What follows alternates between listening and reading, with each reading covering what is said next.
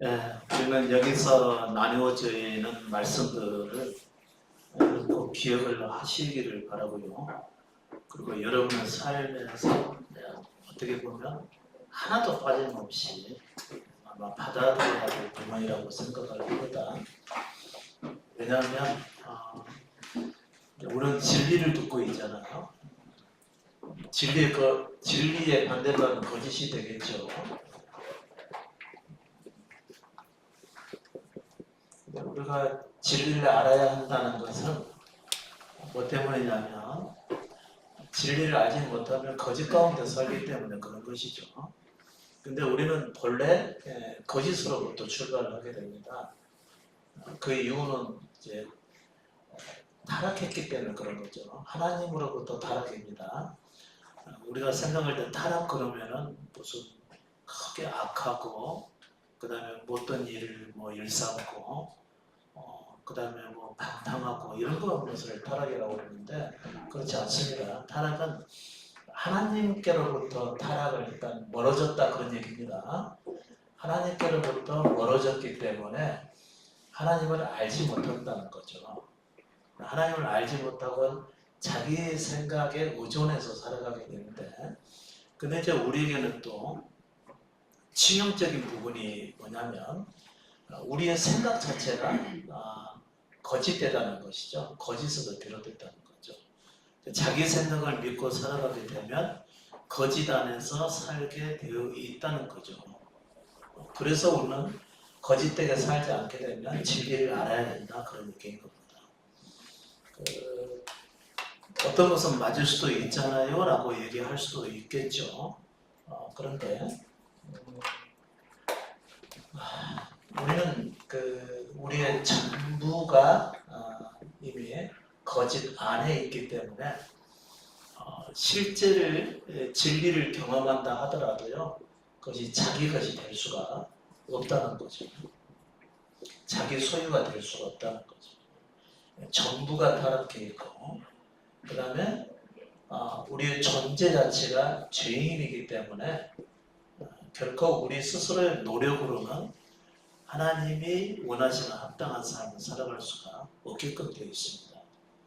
여러분은 자기 생각에 나는 아니다라고 이렇게 생각하실 수가 있는데 진리를 나중에 알게 되면 내가 전부 전체적으로 완전한 그 거짓 안에 있었다는 사실을 그때 깨닫게 됩니다. 그러니까 여기서 여러분이 아셔야 될 것이 뭐냐면 나는 내 생각을 신뢰하고 믿는다. 이것은 다 거짓이라는 것이죠. 만일 여러분께서는 진리에서 나오는 것이 있다고 한다면 그걸 붙들면 되겠죠. 그건 진리니까요. 그런데 이제 문제가 뭐냐면 이 진리 안에는 아주 중요한 것이 한 가지가 있죠. 거짓에 속한 자가 일단은 없어져야 된다는 거죠. 자기 생각이나 자기 마음을 신뢰하지 못하는 그 마음을 가지고 있어야 된다는 얘기죠. 그래야 이 진리에다 자기를 전적으로 헌신해 갈 수가 있는 것이죠. 이때만 전적으로 헌신할 수가 있어요. 거짓에 속한 자기가 없어져야 된다는 것을 얘기하는 것입니다. 자기를 신뢰하지 않고 자기를 미워한다든지 자기를 잃는다든지 하는 그리스도의 말씀의 의미가 다 그걸 얘기하는 것이죠. 이와 비슷한 내용의 것들을 땅에 속한 사람들이 세상 사람들이 상당 부분 이제 알아가게 되죠. 인생을 깊이 살펴보고 거기에 따른 옳은 그 내용들을 하나씩 발견해 가는데 그 중에서 정말 중요한 게 뭐냐면 내려놓음입니다.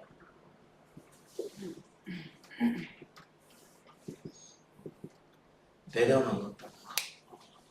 모든 것을 맡기고 내려놓는다는 걸 얘기하는 거죠. 모든 것을 맡기고 내려놓는다는 거. 이 부분이 아마 여러분의 삶에서는 상당히 큰 이슈로 다가오게 되겠죠. 만일 내려놓지 못하는 게 있다면 여러분은 상당 부분을 자기가 알고 있는 거짓 안에서 살아가게 될 거라는 것이죠. 굉장히 심각한 얘기죠. 이 내려놓음에 대한 것은 우리가 나누는 기독교 진리 안에만 있는 것이 아닙니다. 뭐 부처도 결국에는 내려놓다고 하는 여기에 결론을 맺게 된 것이죠. 그래서 내려놔질 수 있는 사람을 해탈한 사람이라고 얘기를 하는 것이죠. 그리고 인생을 깊이 살펴본 사람들도 철학자들도 거의 대부분 내려놓음을 얘기하는 것입니다. 이제 단지 내려놓는다는 점에서는 다들 비슷한데 이제 문제는 믿음이죠. 문제는 믿음과 진리죠. 믿음과 진리인데 진리이신 예수 그리스도를 소유했느냐 소유하지 못했느냐 여기서 달라진다는 것이죠. 그러니까 내려놓지 못하고 내가 열심히 예수를 믿겠다. 그러신 분들은 이 내려놓음을 알기까지는 진정한 믿음을 알지 못한다 그런 얘기입니다. 그러니까 일반적인 교회에서 우리가 하나님 나라가 우리 안에 크게 임하도록 우리 열심으로 기도합시다. 이건 다 거짓이라는 얘기죠. 기도하세요. 기도하는 대로 다 응답됩니다. 이 얘기도 다 거짓이라는 것이. 왜냐? 거짓된 나 자신이 행하는 거기 때문에 그렇다는 거죠. 내려놓지 못한다는 거죠. 현실을 있는 그대로 받아들이지 못하고 이것을 자신을 어떻게 만들어가고 또 개선시켜가고 발전시켜가고 자기 원하는 삶을 만들어가기 위한 것이라는 얘기죠. 이건 거짓이라는 얘기죠. 절대로 여러분이 원하는 결과에 이룰 수가 없는 것이죠. 자, 그러면 그 말씀 하나를 가지고 얘기를 나눠보죠. 우리 전도서 5장 10절에 보게 되면 이런 얘기가 나와 있습니다. 찾아보지 않으셔도 됩니다. 은을 사랑하는 자는 은유로 만족함이 없고 풍부를 사랑하는 사람은 소득으로 만족함이 없다라는 말씀이 있습니다. 잘 보시죠. 은을 사랑하는 사람은 은유로 만족함이 없대요. 이것은 오늘날에는 돈이죠. 당시에 화폐 단위는 이제 은본이었으니까 은을 얘기했겠죠. 근데 오늘날은 이제 돈이죠. 돈을 사랑하는 사람은 돈으로 만족할 수 없다라는 얘기입니다. 그러니까 내가 돈을 사랑해서 돈이 좀 많아졌으면 좋겠다. 그러신 분들은 어떻게 된다고요? 그 사랑함이 없어지는 한, 없어지지 않는 한은 절대로 돈으로 만족할 수 없다라는 얘기입니다. 자, 그 다음에 풍부를 사랑하는 사람은 풍부를 내가 조금 많아졌으면 좋겠다. 그런 사람은 뭘로 만족함이 없다고요? 내 소득으로 아무리 벌어도 그걸로 만족함이 없다는 것이죠. 그러면은 풍부를 사랑한다고 하는 것은 풍부를 사랑해서 내가 뭔가 만족할 수 있을 거라고 여기는 것은 거짓이다 그런 얘기인 거죠. 내가 원하는 만큼 돈을 벌게 되면 그것으로 내가 만족할 수 있을 것이라고 하는 것은 거짓이라는 거죠. 실제로 내가 원하는 만큼 벌어보세요. 벌어보고 나서 이제 또 경험을 해보셔야 되겠죠. 만일 돈을 사랑하는 사람이 돈으로 만족할 수 없다면 여러분께서 돈을 사랑하시겠어요? 안 하실래요? 그럼 돈을 사랑할 마음을 내려놔 버리면 내려놓음이죠. 내려놔져 버리면 없어도 만족함이 있을 거라 그런 얘기겠죠. 자, 그 다음에 우리는 뭐 돈만 사랑하나요? 그렇죠? 뭘 또 사랑하죠? 다른 건 다 모르겠고 행복했으면 좋겠다. 행복을 사랑하는 사람은 행복으로 만족감이 있을까요? 없을까요? 없다는 것이죠. 왜 그럴까요? 우리의 존재는 바로 타락했기 때문에 그런 것이죠. 그 다음에 부패했기 때문에 결코 만족함을 모른다 그런 얘기인 거죠. 우리 존재가 문제가 있다. 그러니까 만일 여러분께서 나는 행복하게 살아야 된다라고 하는 이와 같은 마음에 각오를 갖게 되잖아요. 그리고 자기의 삶을 다스려서 어떻게 쓰든지 이 행복을 이루려고 애쓰면 만족감이 있다 없다요? 절대 만족감을 얻을 수가 없다라는 것이죠. 그 다음에 자식들로 만족감을 얻으려고 하시는 분들은 자식들로 만족감을 얻을 수 있을까요? 없다는 얘기예요? 없다는 거죠. 왜? 사랑한다고 하는 거. 내가 세상에서 뭔가를 사랑한다고 하는 것은 절대 그것으로 만족할 수 없다라는 의미입니다. 말씀은 하나, 은을 사랑하는 자는 은으로 만족함이 없고 이렇게 얘기를 했겠지만 그러나 거기에 여러 가지 것을 여러분께서 사랑하는 것으로 한번 대입을 해보시라는 거죠. 우리 엄마를 사랑한다. 엄마를 사랑한 자는 엄마로 만족감을 얻을 수가 없다 그런 거죠. 그러면 계속해서 자기가 원하는 엄마 상으로 만들기 위해서 엄마 제발 그건 그렇게 하지 마. 이렇게 해야 돼. 엄마 지금 뭐 하고 있는 거야? 그래갖고 몸이 더 나빠지면 어떻게 하려고 그래? 그것은 불행을 계속해서 몰고 오는 거지. 자기 생각을 계속 더 씌우는 것이죠. 그러면 결코 어머니를 사랑하는 자는 어머니로 만족함이 없다 그런 얘기인 거죠. 또 아버지를 사랑하는 자는 아버지를 사랑해서 내가 원하는 모습의 아버지를 만들어야 되겠다고 생각하시는 분은 그것으로 만족함이 없다라고 하는 거죠. 배우자도 마찬가지죠. 내 남편을 내가 원하는 사람으로 만들어야 되겠다고 하면 그것으로 만족함을 얻을 수가 없다는 것이죠. 아내도 마찬가지죠. 내가 원하는 사람은 혐오와 양처야. 나는 당신을 반드시 그런 사람을 만들겠다고 남편이 아주 수고롭게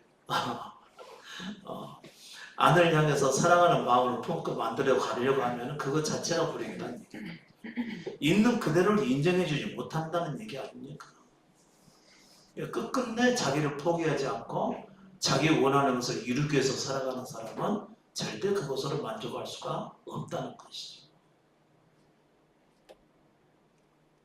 들으셨나요?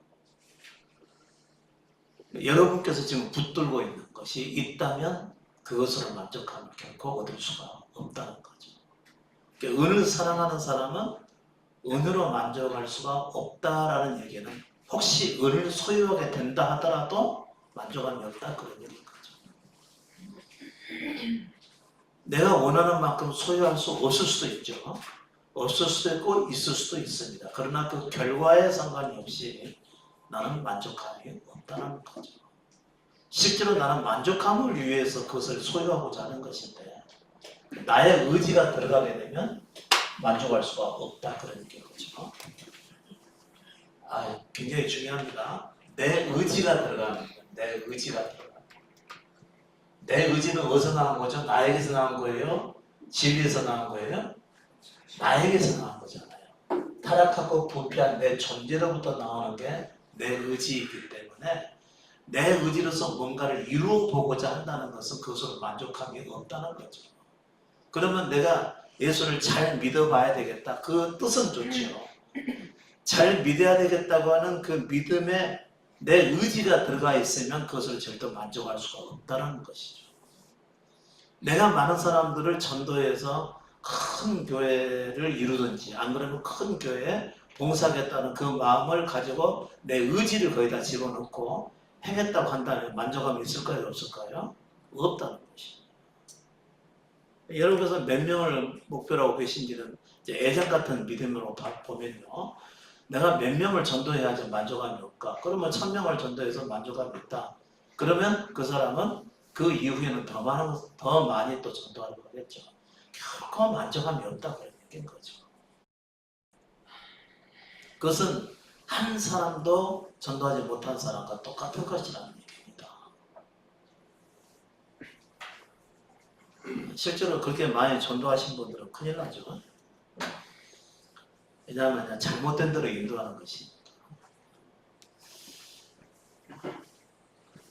그래서 이 말씀의 의미는 뭐죠? 은을 사랑하는 자는 은혜로 만족함이 없다. 내가 원하는 소유를 얻으려고 노력하지 말라. 내려둬.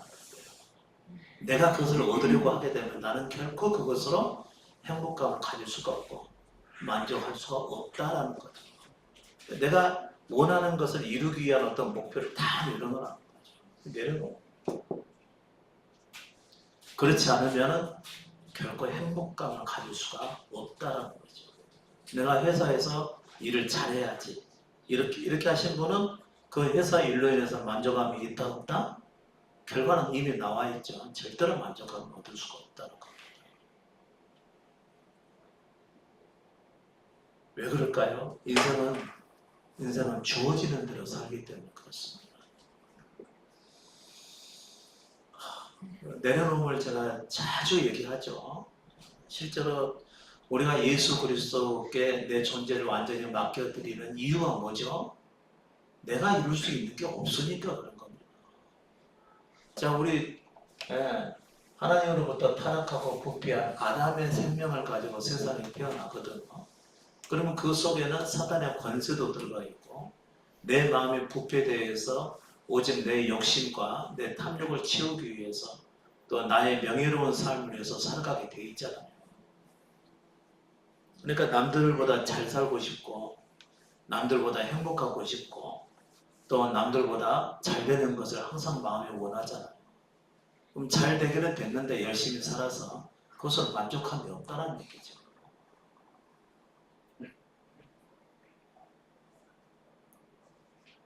그럼 언제나 믿음을 갖기 위해서 내가 힘써야 되겠다. 그러면 거기서 자기 의지가 들어가죠. 그럼 만족할 수 있다는 얘기인가요? 없다는 얘기인가요? 뭐 가질 수도 없을 뿐만 아니라 혹시 갖게 된다 하더라도 절대 만족감이 없다는 겁니다.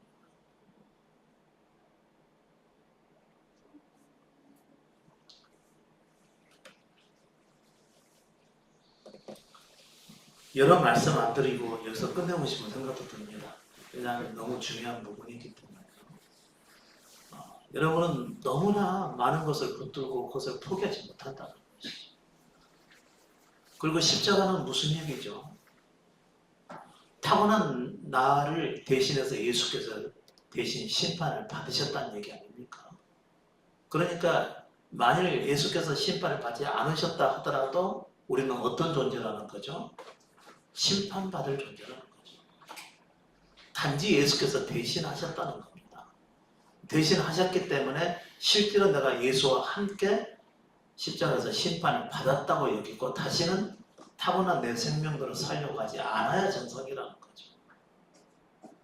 그런데 여러분은 그렇지 않죠. 그래서 온전한 믿음으로 오지 않으니까 계속해서 거짓된 자기 자신을 옳게 여긴다는 얘기죠. 옳게 여기고 자기 생각과 자기 마음의 원대로 살려 한다는 얘기입니다.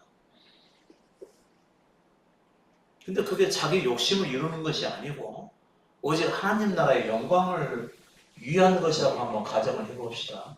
거기에 자기 의지가 들어갔어요? 안 들어갔어요?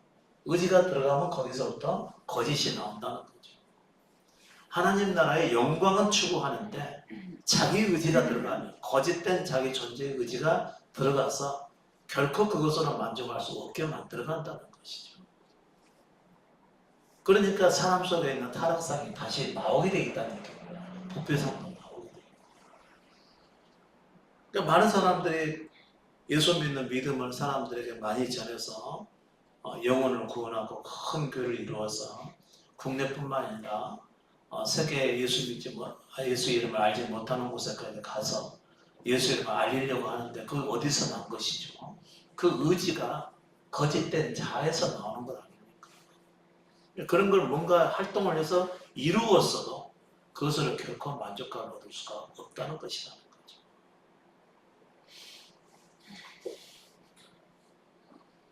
그래서 우리에게 내려놓음이 필요하다 그런 얘기입니다. 만일 나는 예수 믿었으니까 구원받았고 하나님 나라 백성이야 이렇게 여기는데 부처는 내려놓음을 얘기하고 우리는 우리 의지로 뭔가 이루려고 한다. 그럼 누가 더 나을까요? 내려놓은 사람이 더 나은 겁니다. 그 사람이 오히려 진리에 합한 사람이에요.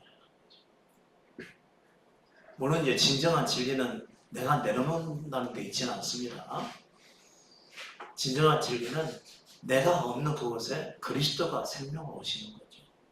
근데 이제 그리스도를 과연 소유했느냐 이 문제죠.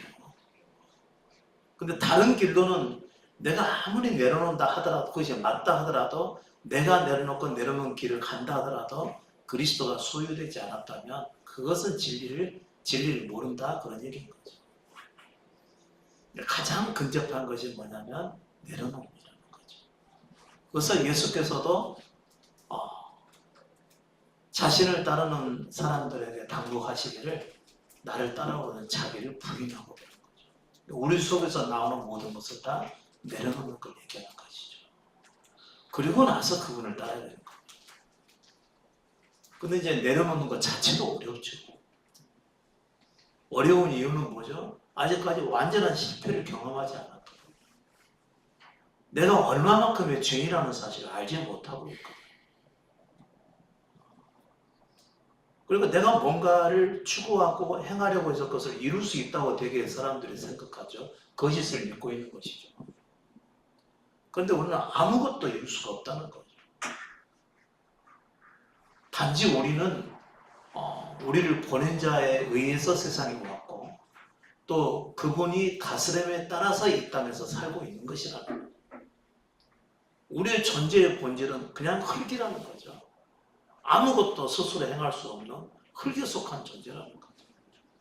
그냥 주어진 대로 살아가는 것뿐이지 장래에 다가오게 되는 어떤 위기를 벗어날 수 있는 힘과 능력이 우리에게는 아예 없다는 겁니다. 그러니까 현재의 상황을 있는 그대로 받아들이라고 하는 것이죠. 세네카라고 하는 사람이 이렇게 얘기를 했대요. 자기 소유에 만족하고 이를 즐기려면 남들과 비교하지 마라. 남들과 비교하지 마라.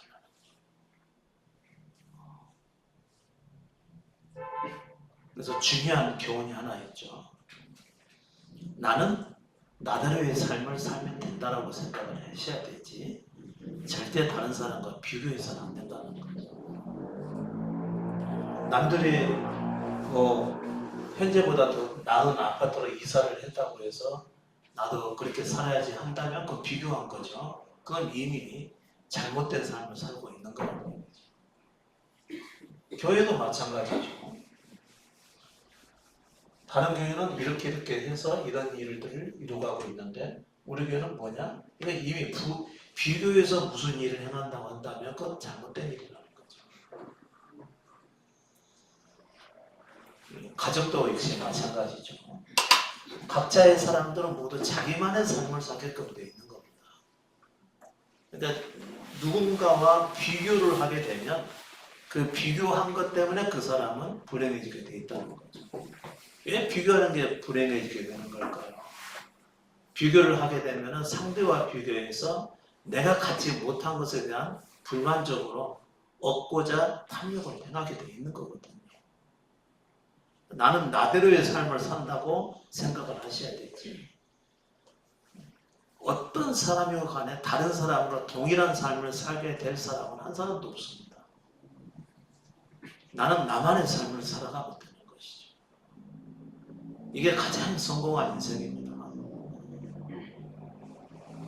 재능도 다르게 태어나지. 가진 소유도 다르게 태어나지. 또 살아갈 자신의 무대도 다른 무대로 왔지.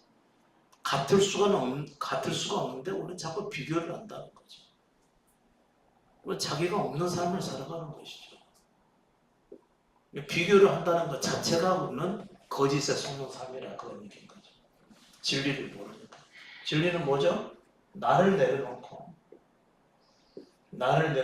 예수 그리스도로 살 때 비로소 진정한 예수 그리스도 오신 예수 그리스도로 살아갈 때 비로소 내가 되는 거거든요. 그게 자기라는 것입니다. 그게 진정한 자기. 그러니까 처음 가지고 나온 우리 자신은 거짓된 자이고 그 거짓된 자기를 내려놓고 예수 그리스도께서 내 안에 오셔서 그분의 다스림을 받게 될 때 그게 진정한 자기라는 겁니다. 그때 알게 돼요. 그러니까 진리를 아는 사람은 절대 자신을 다른 사람과 비교하지 않는다.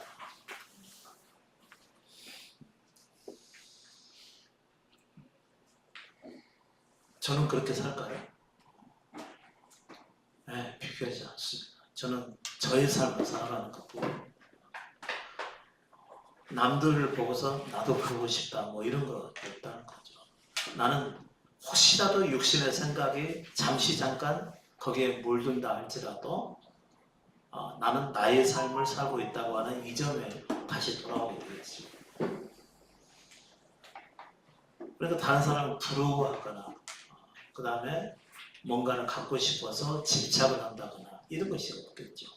그것을 갖기 위해서 뭐 기도를 한다거나 이런 것도 없겠죠.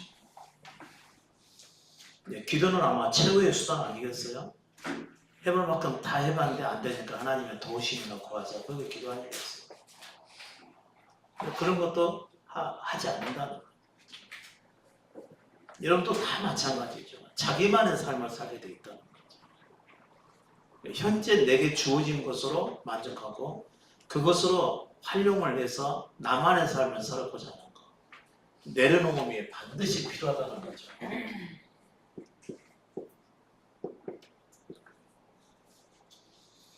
아까 그 말씀 잘 기억하셔야 됩니다. 우리 육신이 자꾸 우리를 충동질하겠죠. 우리의 탐욕이, 우리의 욕심이, 또 잘 살고 싶어하는 마음이, 또 남들이 인정해주고 사랑해주고 높여주고 그런 삶을 살고자 하는 마음의 원함이 자꾸 우리를 막 고통스럽게 하겠죠. 내려놓지 않아서 당하는 고통이라는 거죠. 그래서 쇼펜하우어라고 하는 사람이 그런 얘기를 했었죠. 단순하고 단조로운 삶, 그것만이 행복을 누리는 길이다 그랬습니다. 단순하고 단조로운 삶. 단순한 삶에는 뭐가 없죠? 욕심이 거의 없잖아요. 주어진 것 안에서 살겠다. 이게 단순한 삶이에요. 뭔가를 이것도 해보고 저것도 해보고 막 정신없이 막 벌려놓으시는 분들 있죠. 굉장히 아주 힘든 삶을 살아가는 거죠. 자기 의지가 막 들어가 있으니까. 최근에도 이제 제가 만나신 분 중에서 한 분이 제가 5월달에 또 승마 가려면 여러분도 제가 먼저 좀 알아야 될 것 같고 그렇게 해서 승마 배웠는데 승마장을 운영하는 그 원장이 있어요. 승마장 사장 원장이라고 그러죠. 근데 이분이 성격이 조금 다혈질에 속해요. 할 줄 아는 것은 많고 머리도 똑똑하고 질도 있고 있었는데 일이 안 풀립니다. 그러니까 자꾸 이 일 저 일을 계속 만지는 거죠. 근데 만지는 것마다 계속 터지는 거예요. 자기 원하는 대로 일이 진행이 안 된다는 거죠. 그러니까 자기 원하는 대로 잘해보려고 만지는 것마다 계속 터지니까 고통스러운 거죠. 한 번은 이제 만나서 점심 식사를 같이 하는데 울더라고요. 눈물을 쫙 흘리면서 한숨을 쉬고 제가 목사님을 더 이상 가까이 하지 못하는 이유가 뭐냐면 목사님을 가까이 하게 되면 자기 하소연을 막 계속해서 들을 것 같으니까 못하겠더라고요. 그래서 가까이 못하겠다. 그러니까 만지는 것마다 계속 터지는 거예요.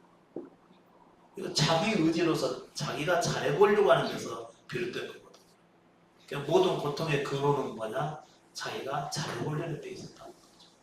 자기 의지에서 난 거예요. 거짓된 의지에서. 주어진 정도의 만족하고 그 안에서 살아가면은 그런 문제가 발생하지 않을 텐데 그렇게 해도 우리에게는 벌레지가 또 문제가 있잖아요. 완전히 다 죽은 건 아니니까. 그래서 쇼펜하우어라는 사람이 그렇게 얘기를 한 거예요. 단순한 삶이 그것이 행복이다. 그 다음에 괴로움은 적극적인 마음에서 나온대요. 우리가 괴롭고 고통스러울 때 이 괴로움은 적극적인 마음에서. 적극적이라는 얘기가 뭐죠? 자기가 자기 의지를 많이 발휘하는 것을 얘기하는 것이죠. 그 다음에 행복은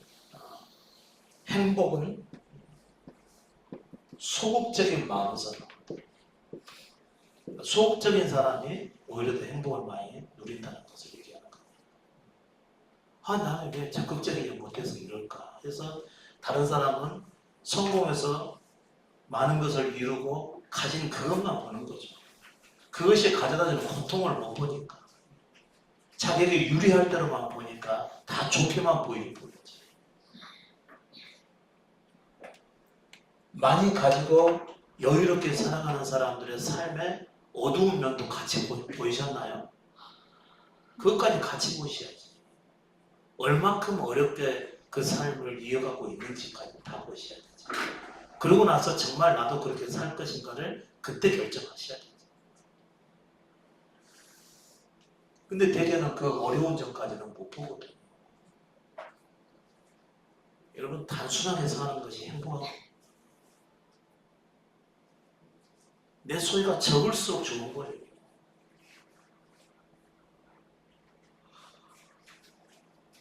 근데 이것은 성경에 나온 일은 아니지만요. 쇼펜하우어 하는 사람이 그렇게 인생을 깊이 살펴서 보는데, 이게 우리 성경의 진리와 거의 맞아떨어지니까 제가 드리는 말씀이지. 쭉 제가 여러분에게 내려놓음에 대해서 얘기를 하잖아요. 또 단순한 삶에 대해서 얼마나 자주 얘기했습니까? 스스로 살려고 하지 말고, 가지려고 하지 말고, 스스로 뭔가를 이루려고 하지 말고, 해석해서 말씀해 드린 것이죠. 그래야 오직 그리스도를 향해서 살아갈 수 있다라고 말씀드린 거예요. 그리고 이제 이분이 이런 얘기를 했어요.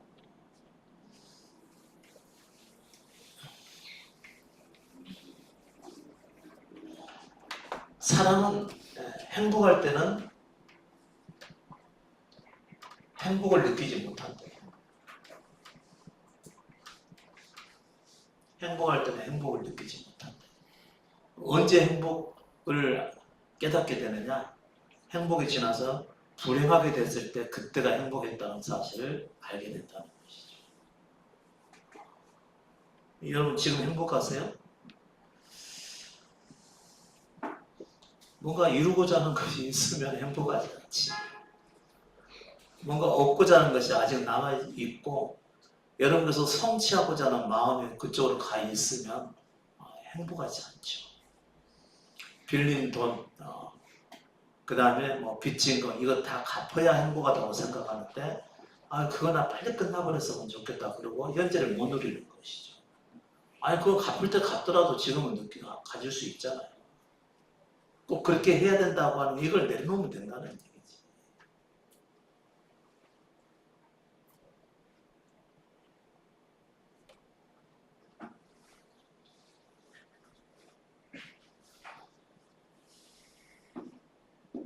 행복할 때는 행복을 느끼지 못하고,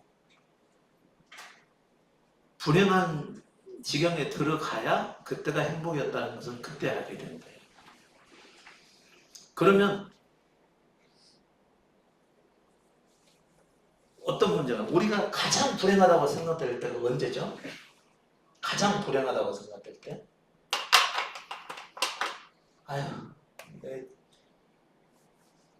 이 한많은 인생 여기서 끝내고 싶다. 그럴 때겠죠. 가장 불행한 순간이죠.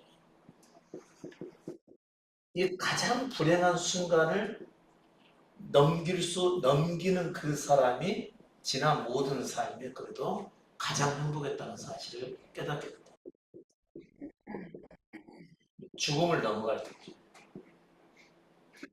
그러니까 이런 얘기를 한 거죠. 우리가 지금까지 그토록 싫어하고 피해왔던 불행들이란 죽음 직전에 살아나야만 삶의 기쁨을 가장 크게 맛볼 수 있다.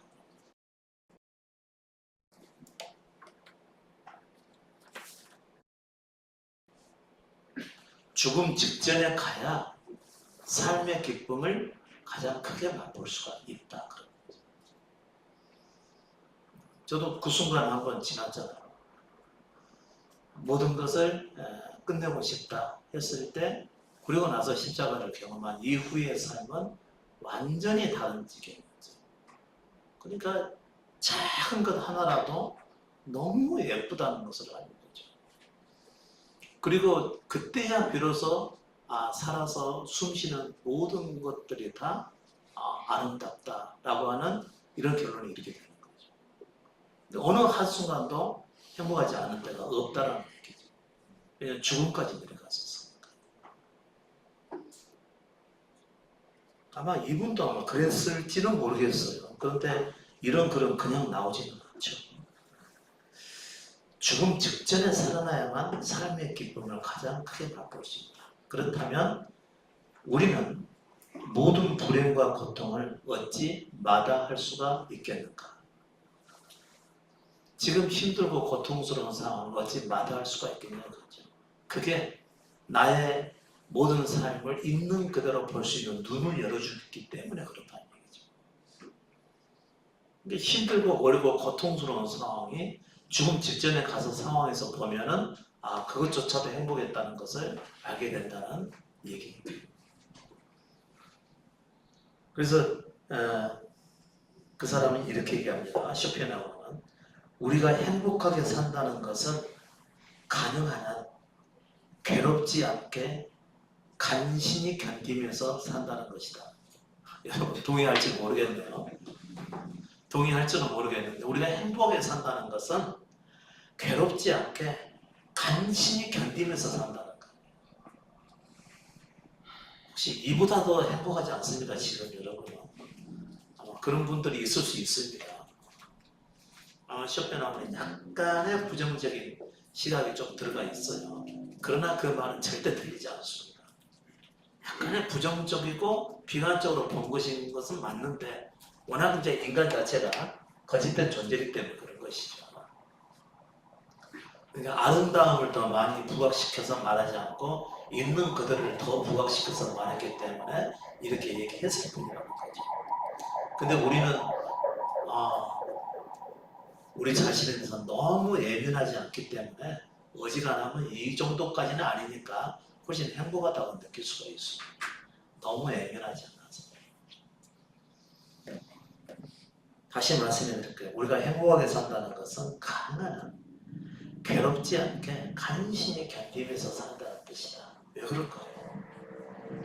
왜 인생에 정말 그 감격을 누리지 못하고 이보다 더 행복할 수 있겠냐 하면서 매 순간을 정말 감격스럽게 살아가는 게 아니고 아둥바둥하면서 겨우 살아가는 것을 행복이라고 말할 상황까지 됐을까요?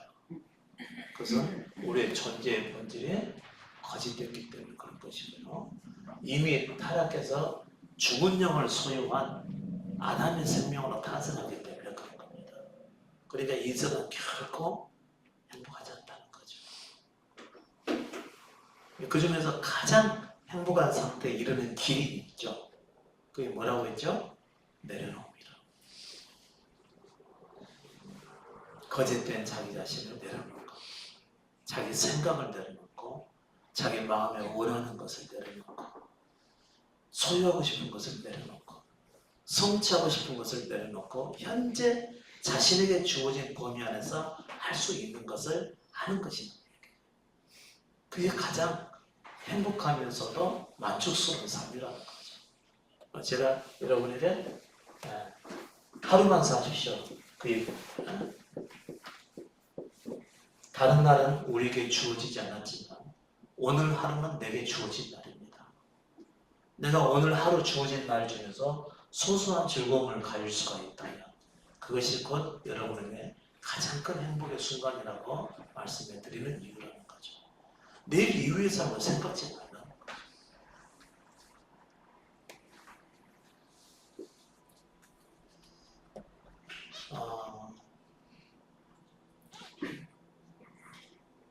제가 한 작가의 말을 조금 보게 됐는데요. 1월 달에 나온 책 중에 명상과 함께하는 삶이라는 책을 지은 김진아 작가가 있어요. 여러분 이 책 한번 꼭 읽어보세요. 내려놓음에 대해서 상당 부분 아마 여러분의 생각을 열어줄 글이 기록이 되어 있다고 저는 봅니다. 저도 아직 읽어보진 않았어요. 근데 책 내용과 그 다음에 그 작가를 소개한 글들을 보니까 이것은 상당한 경지에 이르렀다. 그리고 모든 것을 상당히 제대로 보고 있다. 라고 보여져서 제가 조금 글을 조금 이렇게 받아 써봤어요. 책 제목은 명상과 함께하는 사람. 이런 책을 꼭 보셔야 됩니다.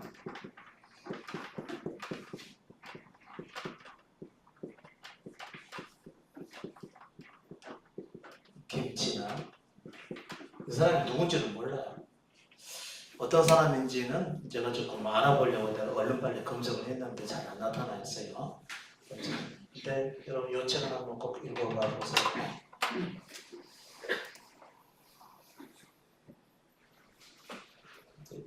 여기서 말씀되어지는 것을 가지고 충분히 알고 계시면 알면은 굳이 읽을 필요는 없어요.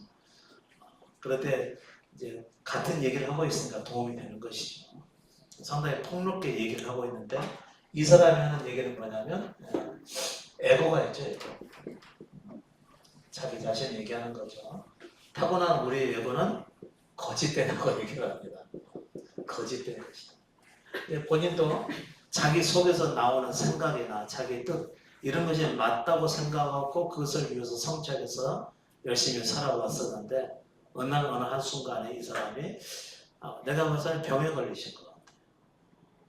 한자 젊은 나이에 외국 유학을 갔다 와서 거기서 들어와서도 상당히 사업가로서 좀 승승장구의 길을 걷고 있다가 어느 한순간에 자기 몸에 이상이 와서 보니까 죽을 상황에 처해지게 된 것이죠.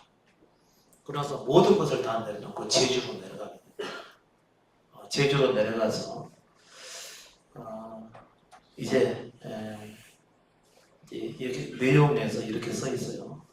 죽기를 결심한 그녀가 유서를 쓰고 마지막으로 마당을 둘러본 순간 그녀는 자신의 인생을 바꿀 경험을 하게 된다.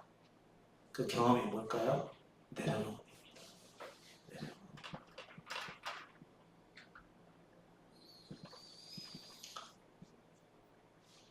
이 내려놓음이라고 하는 말을 했을 때에 이 사람이 토해낸 것처럼 했던 말이 뭐냐면 나 자신은 거짓된 것이다. 더 이상 여기에 속지 말자 하고 이것을 내려놔버립니다. 자기가 살기를 내려놔버립니다. 그리고 부처 얘기도 똑같다고 얘기를 하고 있고요. 내려놓으라고. 또 한 가지는 이 사람은 다 안 믿는 사람이라고 생각을 했어요. 그때 나중에 보니까 하나님 얘기 나오고 보니까 이분은 아마 적어도 천주교 교인이 아니었는가 이렇게 생각이 들어요. 이 순간에 알게 된 겁니다. 그 전에 알았으면 죽기로 결심을 했었겠습니까? 죽기로 결심한 그녀가 유서를 쓰고 마지막 마당을 들어본 순간 인생을 바꿀 경험하게 된 것이죠. 내려놓은 이러면서부터 세상을 보는 눈이 다르게 열려지게 된 거죠. 다르다는 게 아니고 실제로 열려지게 된 거죠.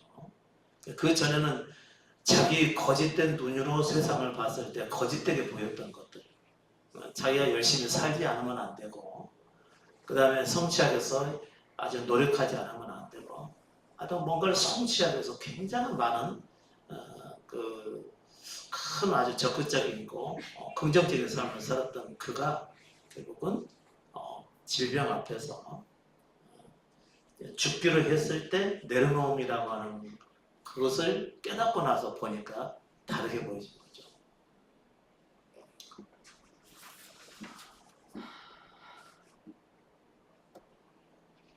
그래서 제가 생각할 때 이 책에 대한 내용들을 보는 것만으로도 이 사람은 경지에 이르렀다. 저는 그렇게 보는 거죠. 왜냐하면 부처가 한 얘기조차도 공감을 하지만 이 사람이 하는 그 얘기가 있어요.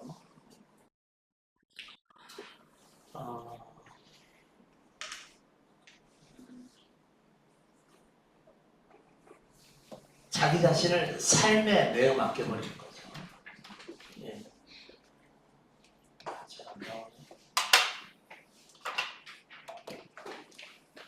내려놓는데 내려놓는다고는 같은 의미가 또 내어 맡김이죠. 자기 삶에 내어 맡긴다. 자기에게 주어진 삶에 자기를 내어 맡겨버린다. 자기가 더 이상 살려고 하는 것을 포기해버리는 것을 얘기하는 것이죠. 이게 지금 진리라는 거예요. 진리신 예수를 소유했다 이런 의미가 아니고요. 이게 진리라는 거예요. 이게 참된 것이다. 내려놓고 살아가는 것이 참된 삶이라 그런 얘기입니다. 장자도 같은 얘기를 했잖아요. 장자는 물처럼 살아라고 그랬죠. 같은 얘기입니다. 다른 철학자들의 어떤 얘기가 다 통하다는 얘기죠. 인생에서. 단지 틀린 것이 하나 있죠. 그것은 그리스도를 소유했느냐 아니냐 이것만 다른 거예요. 물론 이제 내어 맡길 때 우리는 누구에게만 내어 맡겨야 되죠? 예수께 내어 맡기죠. 근데 불교도 똑같다고 얘기하는 거예요. 불교도 부처에게 내어 맡김이 필요하고 다른 종교는 그들이 말하는 어떤 하느님이 있는데 자기들만의 신인데 그 자기들만의 신에게 내어 맡기는 게 이게 맞다는 거죠. 단지 이제 우리는 구원은 누구에게만 오죠? 누구에게서만 오는 거죠? 그리스도에게서만 오니까 그리스도께 누구 어떤 대상에게 내어 맡겼냐 이게 중요한 것이겠죠. 그 전까지는 다 똑같다는 얘기입니다. 다 똑같은 하나의 진리가 뭐라고요? 내려놓습니다. 그 자기 존재를 완전 내어 맡겨버린다는 거죠. 삶에. 그러면 삶이 자기 삶을 이끌어가게 된다, 돼 있다 그런 느낌인 거죠. 내려놓음이 힘든 이유는 그 사람 얘기입니다. 내려놓음이 힘든 이유는 우리가 현실을 존중하지 않기 때문에 그렇다. 어려우면 어려운 대로 받아들이는 것. 힘들면 힘든 대로 받아들이고 고난이 왔으면 고난이 온 대로 받아들이고 그런데 우리가 힘들다고 여기는 것은 이 힘든 것을 본인이 극복하려고 하니까 고통스럽다 그런 얘기인 거죠. 이래서는 안 되는데 지금 이러고 있다라고 하는 그 생각 때문에 고통스럽다는 거죠. 나는 어차피 이런 삶을 살아갈 수밖에 없어라고 받아들이면 편하게 받아들이고 쉽게 넘어갈 수 있는 것을 이래서는 안 된다는 생각을 한다는 거죠. 아, 나 이거 물질적인 큰 어려움 당하면 안 되는데 나 이거 못 막으면 안 되는데 아 이렇게 해서 우리 망하면 안 되는데 그 안 된다라고 여기는 거 있죠. 그 현실을 인정하지 않는다는 거예요. 상황이 어려우면 어려운 대로 그냥 받아들이는 거죠. 받아들이고 그래도 혹시 또 자그마한 빛이라도 나중에 어떻게 될지 모르니까 일단은 유지할 수 있는 한 유지하는 게 맞다는 거죠. 그러다 더 안 되면 어쩔 수 없는 거죠. 받아들여야 돼요. 이게 현실을 그대로 인정하는 거라는 거예요. 우리는 힘들고 어려운 일, 사고나 뭐 이런 거 못 피해갑니다. 미리 뭐 조심하는 것은 필요한 얘기겠지만 당하게 될 사고를 못 피하는 거예요. 단지 저는 당했을 때 어떻게 하라고 그랬죠? 대처만 잘하라고 그런 거죠. 할 수 있는 범위 안에서.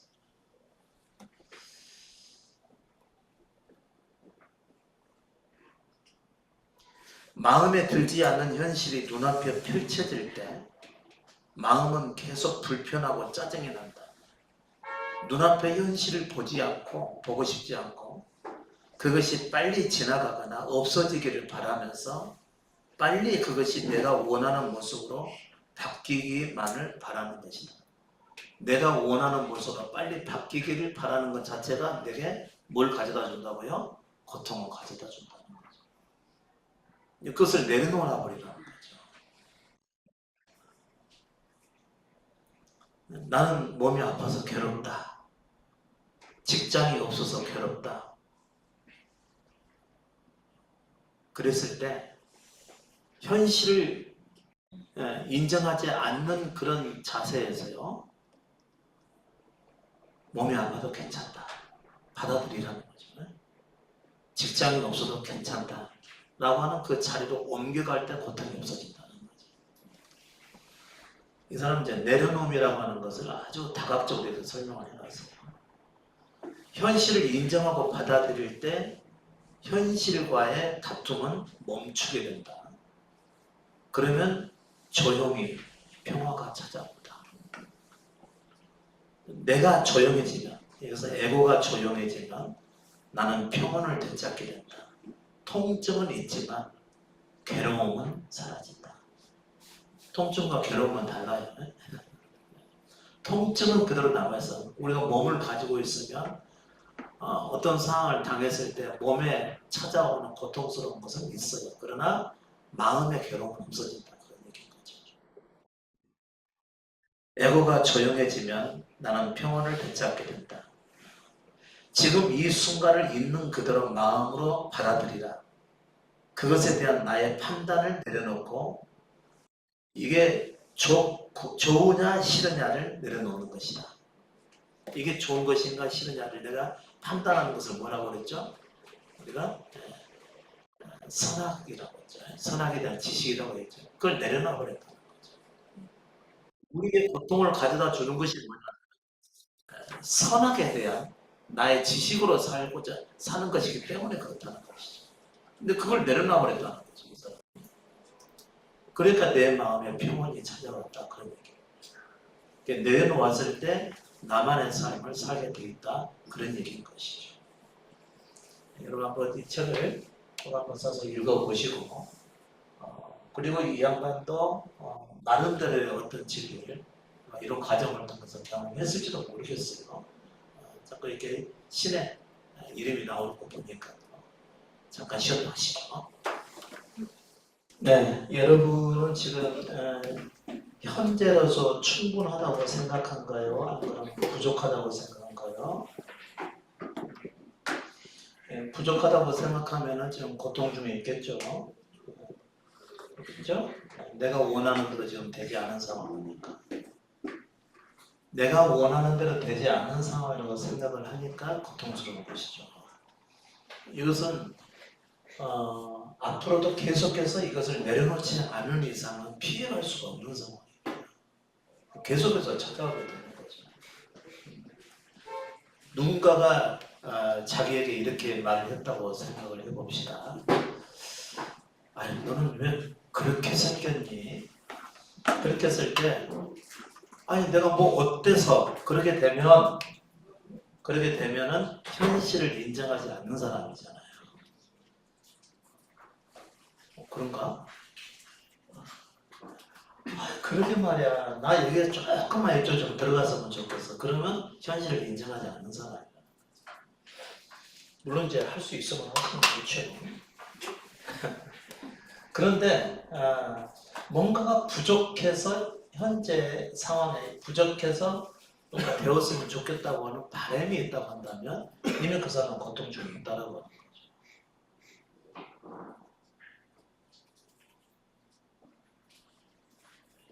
뭐 당신이 나한테 버텨준 거 있어? 이러면 지금 현실을 인정하지 않는 것이겠죠. 그러니까 마음의 고통이나 위험이 생기게 되는 거죠. 그럼 어떤 사람은 평안하겠어요? 왜 그렇게 생겼어? 누군가 그렇게 말했을 때 난 본래 이래. 난 본래 이래. 그러면은 너무 평안하게 넘어가는 것이죠. 아무 일 없이.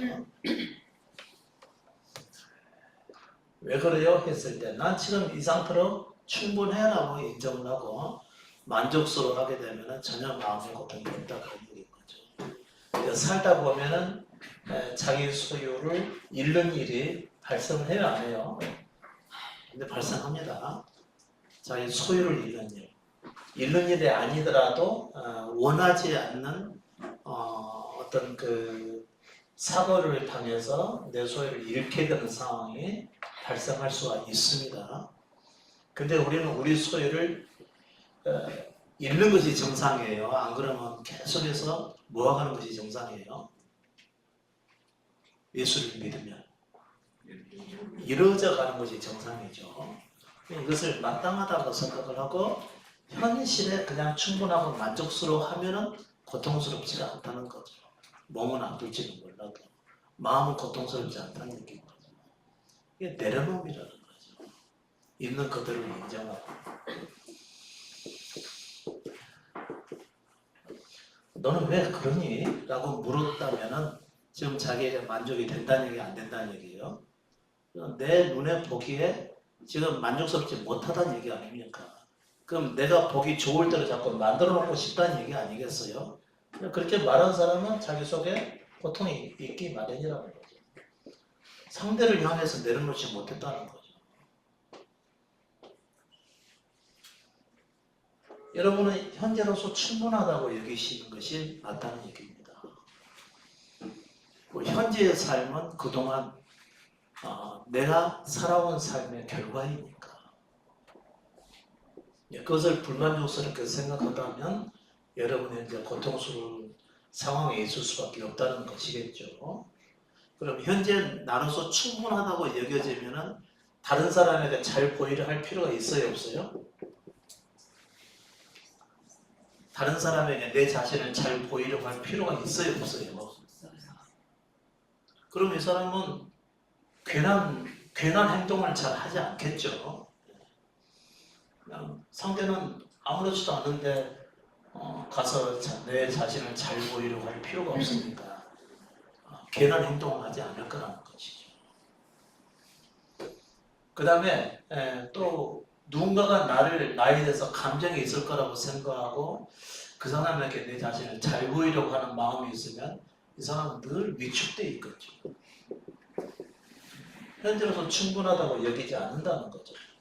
그 생각이 곧 거짓이라는 얘기입니다. 현재 충분하다고 생각하는 것이 맞다는 것이죠. 또 현재 내 삶에 필요한 것을 그분께서 주셨든지 부족하게 주셨든지 지금 내 모습 이대로 충분하다고 여기셔야 된다는 거죠. 그러면 다른 사람에게 잘 보이려 하고 자기 삶을 관리하려고 하는 이런 삶을 행하지 않을 거라는 얘기입니다.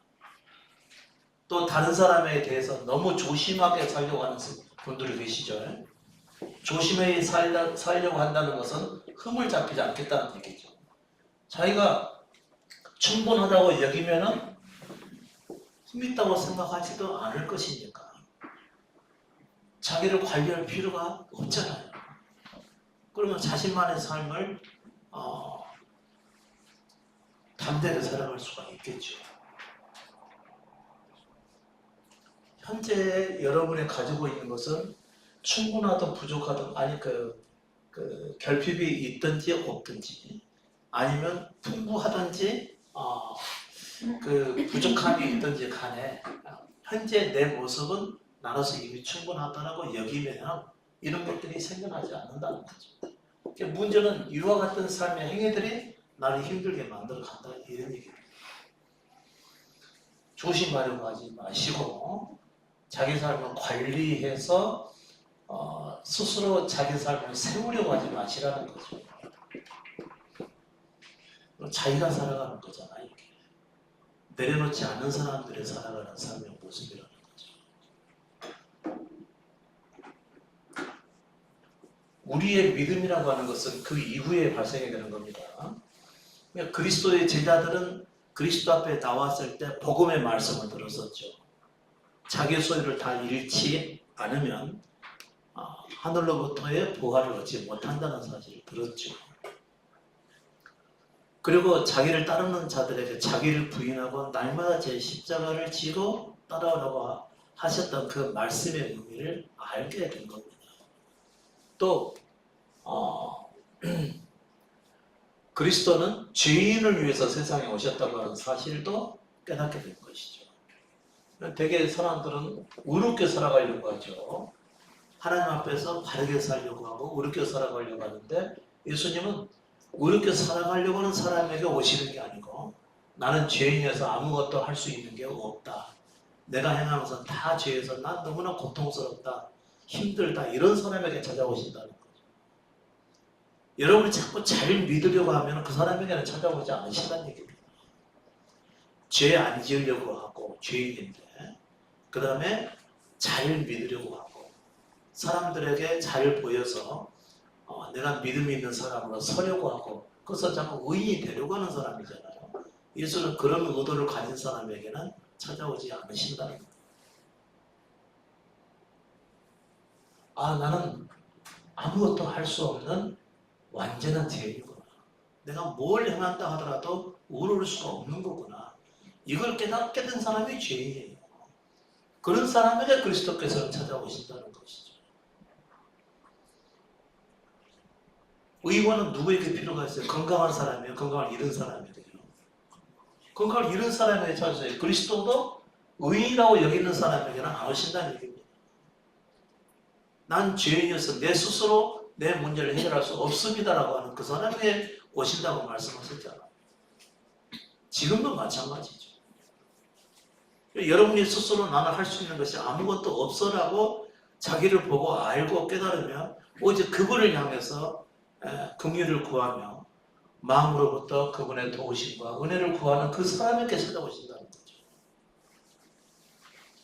그러니까 자기를 잘 보이려고 하거나 관리하려고 하거나 다른 사람들도 조심하려고 하나 자기 인생을 자기가 관리하는 사람들은 아직도 내려놔지지도 않은 사람이고 자기가 죄인이라는 사실을 인정하지도 않는다는 거죠. 어떻게 그분이 찾아오시겠어요? 그런 사람에게.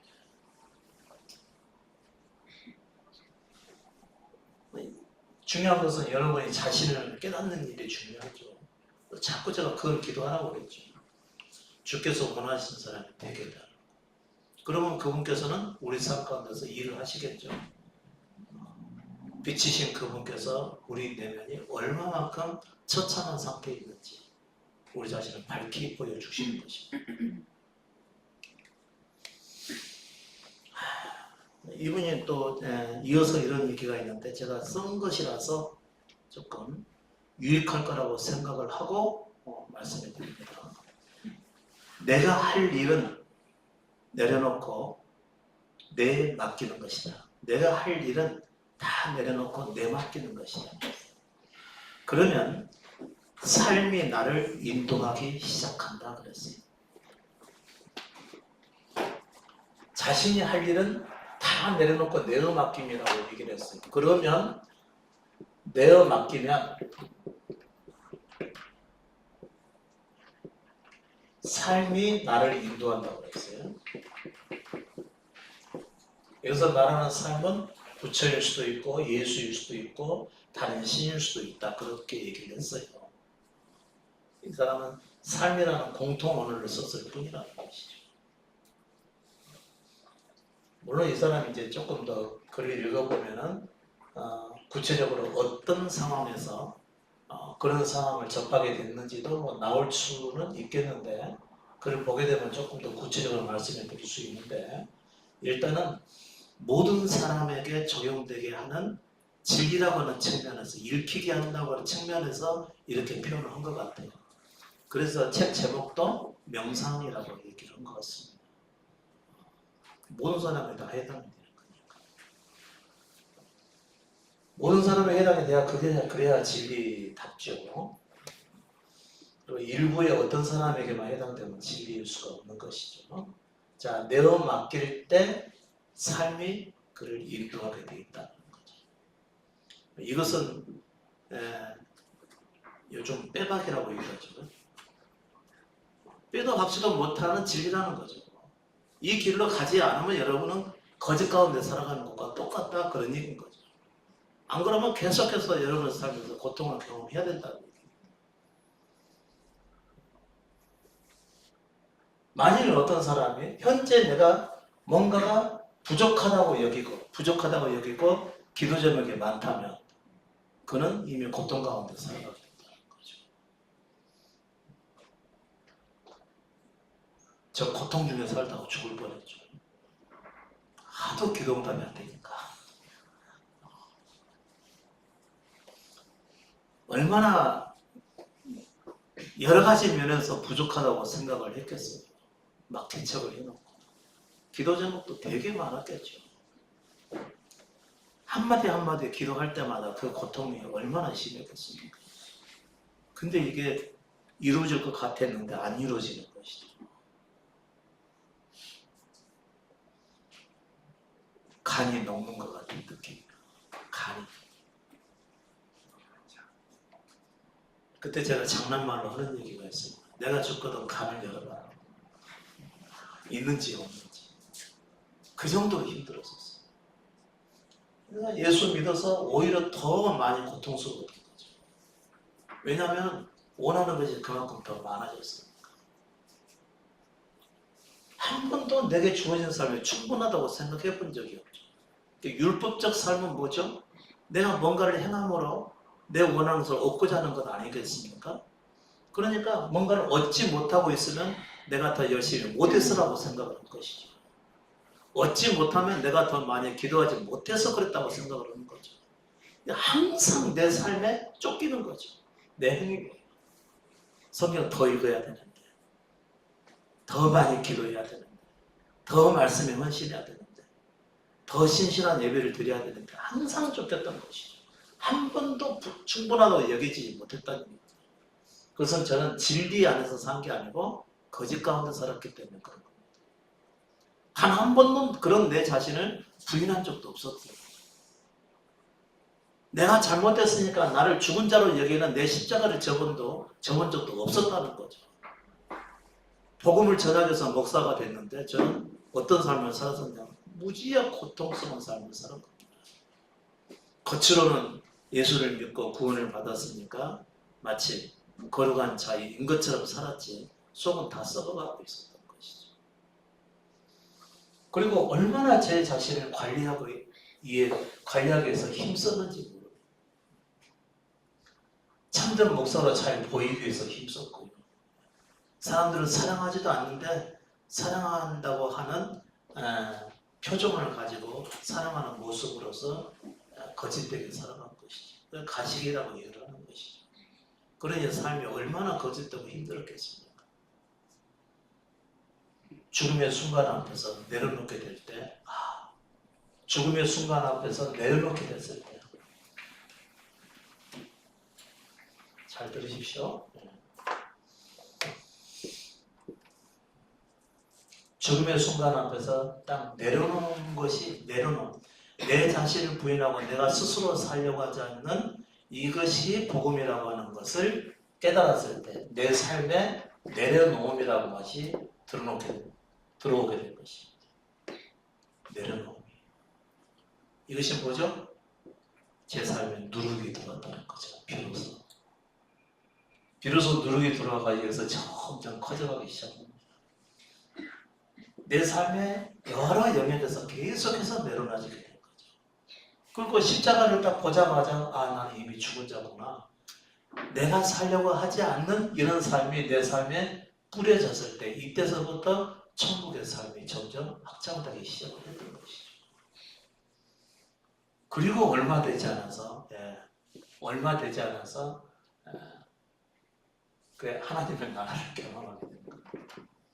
이거였고 내려놓음이라고 하는 씨앗이 딱 들어오면서 말이죠. 이 김진아라고 하는 이 작가도 어떻게 보면 그리스도를 소유했는지 어쨌는지는 알 수가 없죠. 근데 이 순간부터 이 사람에게는 천국이 시작이 된 거죠. 이제 그 개인으로 봤을 때 제가 하나님이 말씀하시는 하나님의 나라 이거 차원을 떠나서 마음의 평안함만 가지고 얘기를 할 때 말이죠. 허실을 모르니까 죽기를 결심한 그녀가 유서를 쓰고 마지막으로 마당을 둘러본 순간 이미 이 사람은 이제 죽기로 결심했으니까 죽음을 받아들인 거죠. 그녀는 자신의 인생을 바꿀 경험을 하게 됩니다. 그게 뭐 천국이 하나님의 나라가 누룩으로 시작이 된 거죠. 우리가 말하는 하나님의 나라는 그리스도께 내 존재를 완전히 내어 맡기는 것이죠. 이게 하나님 나라의 씨앗입니다. 이게 생명의 씨앗이 되어 여러분 안에 들어갔을 때 여러분의 삶 전 영역에서 점점 내어 맡김의 삶이 확장이 되어 가겠죠. 이때 여러분의 천국이 점점 넓혀져 가게 되겠죠. 그래서 잔느 경우는 이런 얘기를 했었죠. 여러분의 삶 가운데서 단 하나라도 빠짐없이 모두가 다 십자가를 통과해야 된다고. 다 내어 맡김이 있어야 된다는 거죠. 단 하나도 내어 맡김이 없는 게 있어서는 안 된다라고 얘기하죠. 그랬을 때 완전한 천국을 경험하게 된다. 이런 얘기했던 것이죠. 내어 맡기면 어린아이 상태가 되는 것이죠. 나 벌레 이러면서 나 벌레 이래 이러면서 앞으로 나의 삶은 그분께 달려있어 하고 현재 자기 자신은 어린아이 상태가 되는 것이죠. 이랬을 때 자유롭게 되는 거죠.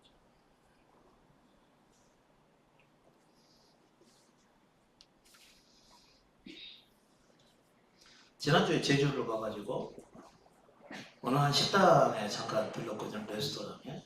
그때 그 작년 12월 달에 제가 제주를 갔었을 때 그 주방장이 저를 보고 본 적이 있었어요.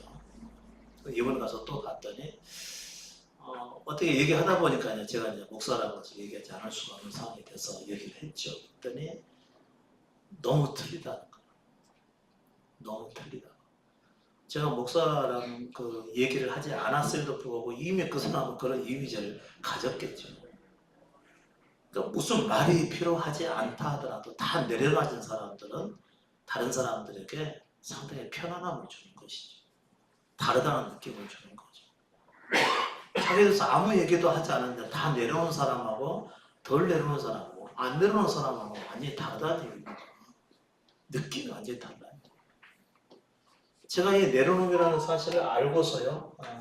그리고 십자가 복음을 딱 깨닫고 나서 내가 죽은 자로서 나는 더 이상 내가 살아갈 의미가 없는 거구나. 그리고 이 십자가를 보고 다 내려놓은 거죠.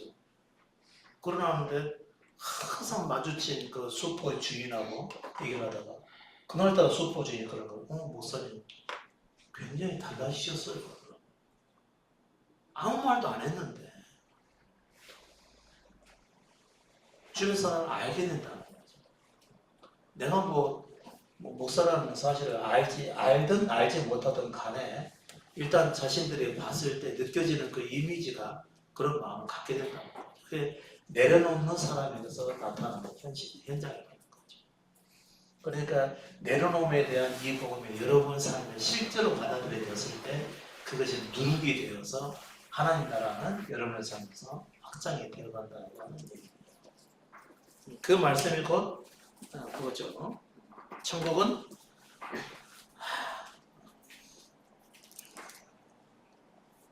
13절이었죠.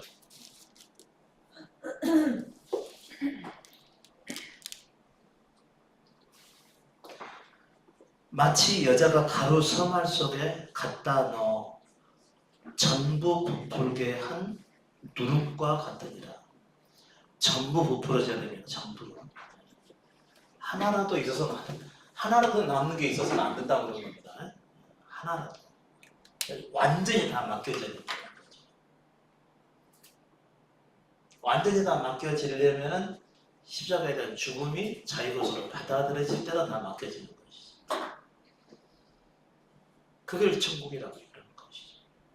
뿌려졌지만 내려놓음부터 시작이 되는 이 씨앗이 여러분의 삶에 뿌려졌지만 하나라도 남김없이 다 내어 맡겨지고 그분이 전부가 됐을 때 완전히 맡겨내어진 것을 그 부분이 우리의 전부가 될 수 있는 길이죠. 하나라도 내 것이 남아있으면 아직은 아닙니다. 다 내려놔지고 다 내어 맡겨졌을 때 그리고 그분이 그때 우리의 전부가 되어주시는 거죠. 그때 하나님의 나라가 우리 가운데 임한다 그런 얘기인 거죠. 그것을 천국이라고 얘기하는 것이죠. 이것은 우리가 육신을 벗고 난 이후에 이루어져야 될 겁니까? 사는 동안에 이루어져야 될 겁니까? 사는 동안이죠.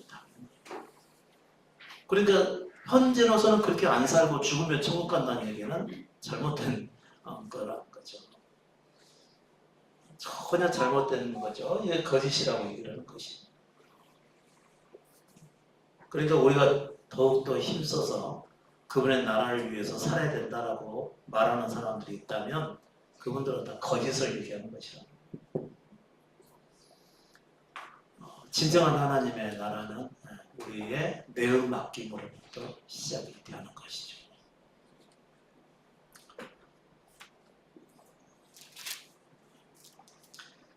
자, 이거 한번 보시기 바랍니다.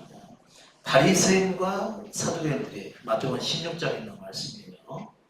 바리새인과 사두개인들이 와서 예수를 시험하여 하늘로서 오는 표적 보이기를 청하는 거죠.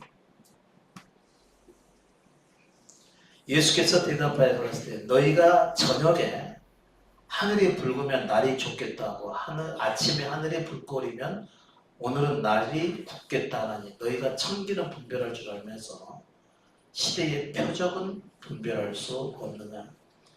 악하고 음란한 세대가 표적을 구하나 요나의 표적밖에는 보여줄 표적이 없느니라.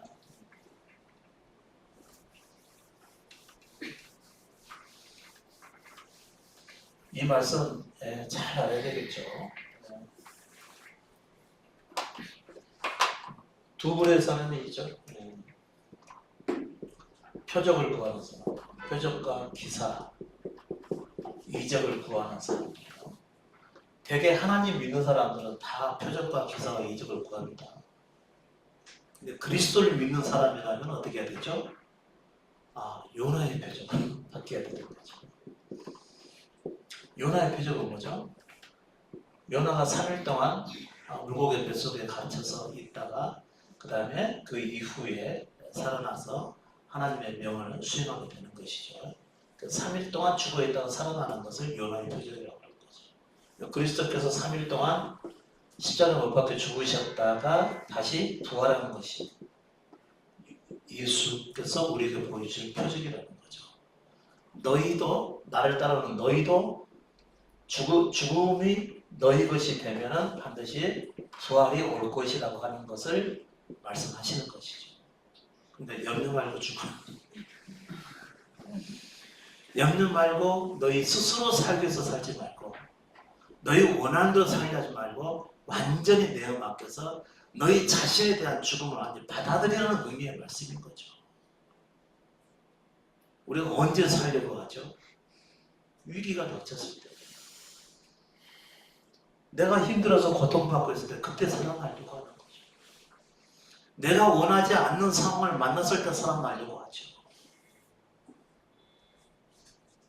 내가 나에 대해서 죽으면 부활에 이른다고 하는데 우리는 우리 스스로 내 자신에 대해서 살려고 한다는 얘기입니다.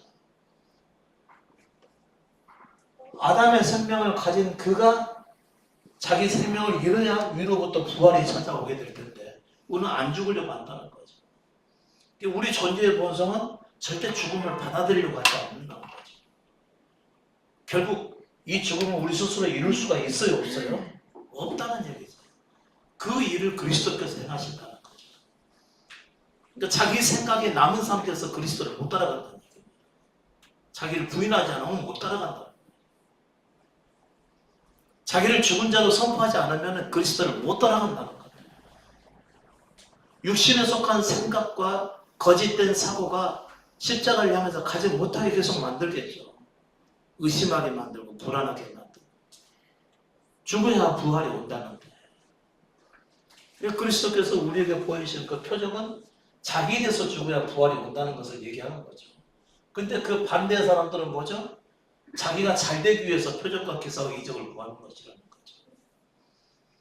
그러면 이 차원에서 볼 때 오늘날 기독교라고 보시라는 거죠. 기독교회들. 1번으로 가요? 2번으로 가요? 다들 1번을 따라가잖아요. 그러니까 기도를 열심히 하죠. 이루어질 때까지. 자기 원하는 것을 얻어내고자 하는 거죠. 그러니까 자기를 잃는 것과는 전혀 상관이 없는 얘기죠. 내어 맡기는 것과도 상관이 없는 거예요. 내려놓음도 없는 거예요. 그러나 그리스도의 말씀은 자기를 부인하고 자기 십자가를 지라는 의미에서 우리 자신을 없는 자와 같이 여기라는 요나의 표적에 가까운 거잖아요. 근데 예수를 믿으면서 기도를 많이 하고 원하는 대로 다 응답받는다고 여기는 그들은 과연 누구일까요? 불교에서 얘기하는 내려놓음이라고 하는 의미조차도 없는 것이 아닙니까? 그러면 그냥 기도는 열심히 하는데 심정은 고통스러운 것이죠. 남들은 잘 돼서 응답받고 저렇게 살아가는데 나는 뭐가 부족해서 이렇게 안 되는 것인가? 왜 나의 하나님은 없는 것인가? 내 기도를 왜 응답하지 않으실까? 이렇게 갖고 원망하잖아요. 예수를 믿는데 고통이 크잖아요. 희한하게도 그리스도의 말씀은 받지도 않으면서 예수를 믿는다고 얘기하는 것 자체가 이상한 거지.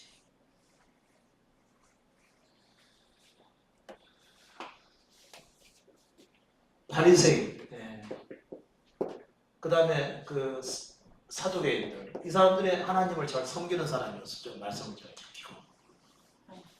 근데 그들은 뭘 원하죠?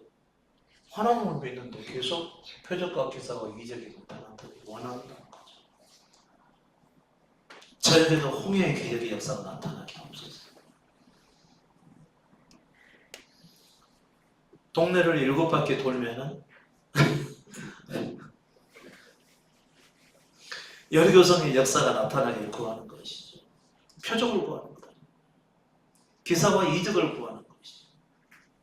그러면 우리 원하는 것을 얻을 수 있다고 얘기하는 거죠. 그래서 여리고 작전에 동참해 주시기 바랍니다. 이건 기독교가 아니라는 거죠. 유대교는 될 수는 있겠죠. 표적과 기사를 구하니까. 그러나 예수께서는 그렇게 말씀하지 않으셨잖아요. 요나의 표적이래요. 요나의 표적은 자기에 대해서 죽는 얘기 아닙니까? 자기에 대해서 죽어야 부활할 수가 있다는 거예요.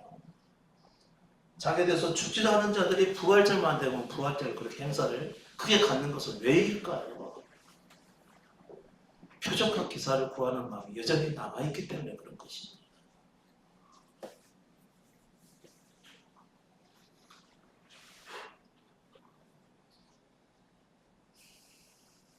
계속해서 예수께서는 말씀으로 뒷받침해 주시죠.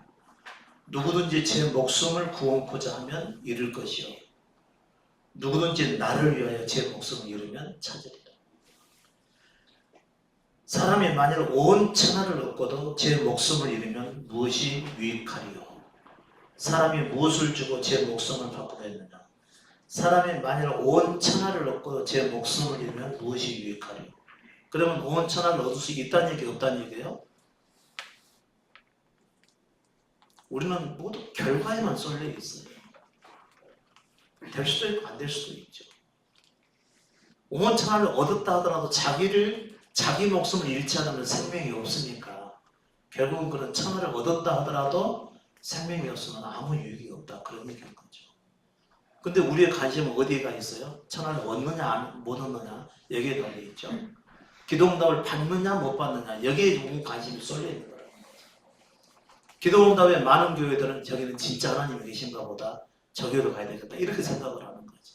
왜요? 요나의 표적을 안 따라가니까. 자기에 대한 죽음이 있어야 부활이 이룬다고 하는 그리스도의 표적을 워낙 받아들이지 않는 거니까 그런 거죠. 그리스도를 믿는다고는 말하는데 그리스도를 따라가지 않는다는 얘기죠. 우리 바르게 믿어야 되겠죠. 타고난 타락한 생명을 받아서 살아가는 우리가 그 생명에 대해서 죽지 않으면 위로부터는 거룩한 생명으로 거듭날 수가 없다니까. 아무리 이 땅에 속한 생명을 가지고 잘되고 성공하고 형통하다 하더라도요, 천하를 얻게 된다 하더라도 자기를 잃어서 얻게 되는 생명을 얻지 못한다니까요. 다른 길로 생각해서는 안 된다는 얘기죠. 이런 말씀 이게 잘 보셔야 되죠. 우리는 거짓에 지금 빠져 있는 거죠. 우리의 생명. 그러니까 철저히 그리스도의 말씀을 내 것으로 삼아야 된다. 자기 부인. 그리고 그리스도를 따라가실. 계속해서 주의 도우신 은혜를 구하는 거죠. 주께서 원하시는 사람으로 만들어 주옵소서.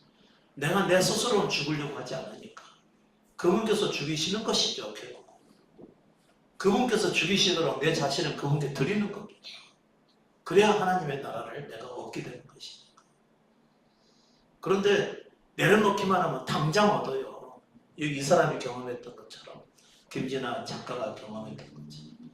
죽음의 문턱에서 다른 세계로 들어갔죠. 아니, 구원받았다는 얘기를 제가 하는 게 아니에요.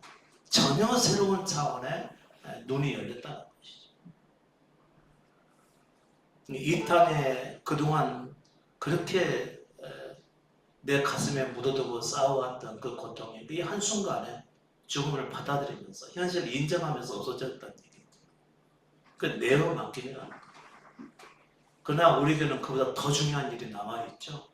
그리스도가 우리 안에 생명을 오시는 것입니다. 그렇지 않으면 생명이 없는 것이니까. 내려놓고 평안하게 살 수는 있어요. 근데 그분이 우리 가운데 생명을 오셔야 되거든요. 그래서 저는 안 믿는 사람이 오시더라도 말씀 듣기를 원하는 거죠. 생명을 얻지 못하더라도 평안하게라도 살 수가 있으니까. 내려놓는 걸 가지고. 모두가 다 예수 그리스도의 생명을 얻기를 원하지만, 그러나 여기서 진리를 듣고 이 땅에 사는 동안 평안하게라도 살으시라고 내려놓음을 자꾸 얘기하는 것이죠. 내려놓음을. 인생은 우리에게 달리지 않았으니까 스스로 노력하지 마십시오. 우리에게는 의의가 없으니까 사람들에게 잘 보이려고 하지 마십시오. 또 다른 사람에 대해서 너무 조심하려고 하지 마십시오. 그렇게 되면 본인이 위축된 가운데서 살아가니까. 자기의 있는 모습 그대로 살아야지 자신에 대해서 충분하다고 여기고 만족스럽게 살아가면서 그 안에서 행복감도 느끼게 되는 것이겠죠. 말씀 꼭 기억하시고요. 오늘 본래 거짓되게 되어갔으니까 절대 자기 생각을 신뢰하시면 안 됩니다. 가능하면 생각을 많이 하지 마세요. 생각으로 가득 차신 분들이 있어요. 어떻게 살아야 될지, 어떻게 나를 개선해 가야 될지, 어떻게 내가 뭘 고쳐야 되는 것인지, 자기 생각에 가득하신 분들, 그거 다 틀린 것이라는 거예요. 우리 스스로는 우리 자신을 위해서 살아갈 수가 있는 게 없다는 거예요. 그러니까 여러 생각할 필요가 없는 거겠죠. 내 모습대로 그냥 살아가면 되는 거예요. 나머지는 누가 알아서 하시죠? 주인이신 그분께서 알아서 하시겠죠. 그분께서 나를 만들어 가시도록 다 드려버리고 그분께서 원하시는 사람이 되도록 그분을 철저히 주로 인정해 드리고 나는 그냥 떠나만 가면 된다는 것이죠.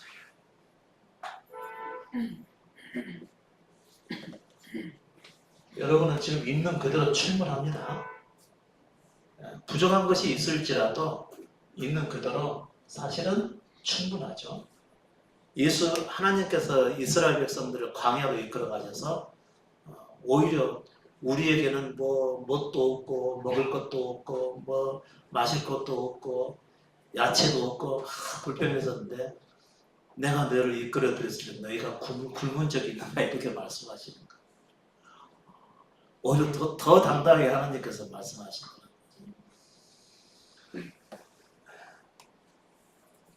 비록 위로부터 내려오는 만나 한 가지만 먹게 된다 하더라도 그걸로 이미 충분하다는 것이죠. 단지 우리의 마음, 타락한 마음이 충분하게 여기지 못하게 만든 것이죠.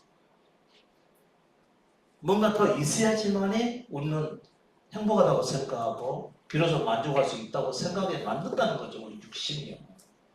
우리 육신의 생각에 속지 말라 그러는 거죠. 여러분 생각 관리 잘 하시고 또 여러분의 생각이 과연 진리에 합당한 것인지 항상 살펴보셔야만 됩니다. 그리고 내 행위로서 자꾸 뭔가를 이루려고 하는 이 거짓된 삶에서 벗어나시기를 바라고요. 내어 맡김이라고 하는 이 천국의 씨앗이 여러분의 삶에 받아들여져서 여러분의 전부가 십자가를 통과해서 결국 전부이신 그리스도가 우리의 생명이 되게 하십시오. 그러면 여러분은 부활하셔서 부활한 생명을 가지고 전혀 다른 삶을 살게 되실 것입니다. 오늘 말씀 여기서